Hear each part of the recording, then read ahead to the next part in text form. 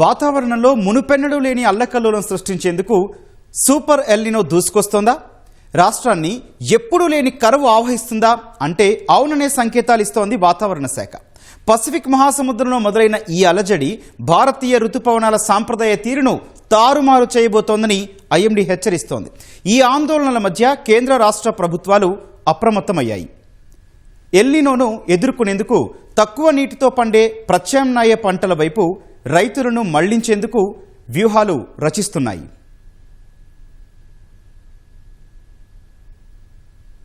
మరిన్ని వివరాలు మా ప్రతినిధి ఓబులేస్ గ్రౌండ్ రిపోర్ట్లో అందిస్తారు. Thank you Gautam. El nino Pacific మహాసముద్రంలో నివురుగప్పిన నిప్పులా రాజుకుంటుందని చెప్పొచ్చు. ఇది సూపర్ ఎల్నినోగా మారడమే కాకుండా ఊహించిన దానికంటే అధిక ప్రభావం చూపొచ్చని ప్రబల సంకేతాలు అయితే వెలువడుతున్నాయి. ఇది సూపర్ ఎల్నినోగా మారితే వాతావరణంలో సాధారణ పరిస్థితులన్నీ కూడా తారతమ్యమయ్యే పరిస్థితి ఉందని, సాంప్రదాయ తీరుతెన్నులన్నీ కూడా తారుమారే అవకాశం ఉందని చెప్పేసి ప్రమాదాలు కూడా మనకు తెలుస్తున్నట్టు పరిస్థితి అయితే నెలకొంది. ప్రధానంగా 150 సంవత్సరాల క్రితం భారీ కరువుకు బీత వేసినటువంటి ఈ ఎల్నినో సూపర్ ఎల్నినో ప్రస్తుతం కూడా వాతావరణంలో పెను మార్పులు సృష్టించమని చెప్పేసి ఆందోళన కూడా వ్యక్తమవుతుంది. అదేవిధంగా వ్యవసాయము ఋతుపవనాలు వంటి ఋతుపవనాలపై ఆధారపడినటువంటి ఈ భారతదేశం వంటి దేశాలపై ఇది అధిక ప్రభావం చూపవచ్చు అని చెప్పేసి కూడా చెప్తున్న పరిస్థితి నెలకొంది.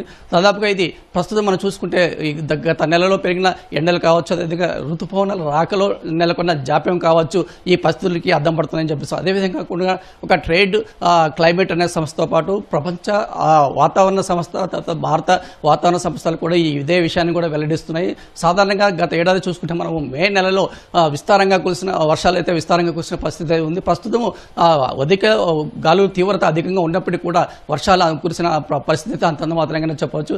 ఇదే విధంగా పరిస్థితి కొనసాగితే వ్యవసాయానికి గడ్డు పరిస్థితులు అని చెప్పేసి వ్యవసాయ శాఖ అధికారులు కూడా ఆందోళన వ్యక్తం చేస్తున్న పరిస్థితి. అయితే మేలో సాధారణ వర్షానికంటే తక్కువ వర్షం కురవడం కూడా ఈ పరిస్థితులకు అద్దం పడుతుందని చెప్పేసి వ్యవసాయ శాఖ అయితే భావిస్తుంది. ఈ పరిస్థితుల్లో అయితే ఈ ట్రేడ్ క్లైమేట్ ట్రేడ్ సంస్థ కూడా దాదాపుగా ఈ సూపర్ ఎల్నినో పరిస్థితి అయితే తలెత్తితే ప్రపంచవ్యాప్తంగా కూడా అనేక దేశాలు కరువుతోటి అల్లకల్లోలంగా మారే అవకాశం ఉందని చెప్పేసి పెద్ద ఎత్తున తీవ్రంగా ఆర్థిక వ్యవసాయ పరంగా నష్టపోయం కాకుండా ఆర్థిక పరిస్థితులు కూడా ఎదుర్కొనే అవకాశం ఉందని చెప్పేసి అయితే ట్రేడ్ క్లైమేట్ అనే సంస్థ కూడా వెల్లడించింది. ఇదే విషయాన్ని భారత ప్రభుత్వ వాతావరణ సంస్థతో పాటు ప్రపంచ వాతావరణ సంస్థ కూడా ఇదే విషయాన్ని కూడా వెల్లడిస్తుంది.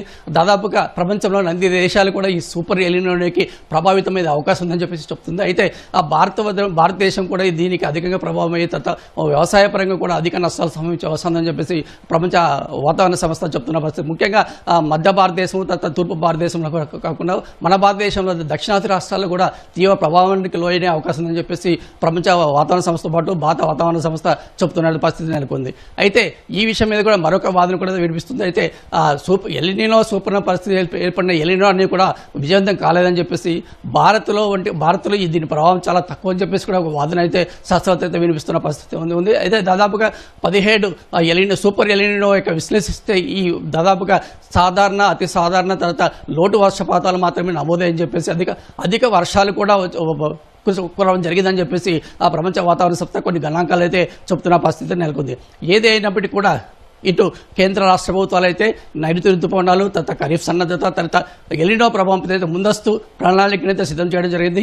ప్రణాళిక పరంగా ప్రకటించడం జరిగింది. అయితే కేంద్ర ప్రభుత్వం ఇప్పటికే వ్యవసాయ శాఖ మంత్రి శివరాజ్ సింగ్ చౌహాన్ కూడా రాష్ట్ర ప్రభుత్వాలకు తగిన సూచనలు చేయడం జరిగింది. ఏదైతే ఈ ఎల్నినో ప్రభావం తర్వాత భారత వాతావరణ సంస్థ హెచ్చరికల నేపథ్యంలో తర్వాత కరువును తట్టుకునే వరి రకాలతో పాటు అదేవిధంగా సాధారణ వర్షపాతానికి అదేవిధంగా కరువును తట్టుకుని స్వల్పకాలిక రకాలను అధికారులు చూపించాలని చెప్పి జరిపింది. ఈ మేరకు రాష్ట్ర ప్రభుత్వం కూడా తగిన ఏర్పాటు చేయడం జరిగింది. తక్కువ నీటితో తక్కువ పెట్టుబడితో సాగే వరి రకాలను సాగు చేయడమే కాకుండా పప్పు ధాన్యాలు తర్వాత నూనె గింజలు కూడా సాగు చేయాలని చెప్పేసి వాతావరణ శాఖతో పాటు ఇటు రాష్ట్ర ప్రభుత్వం కూడా సన్నద్ధం కావడం జరిగింది. గౌతమ్.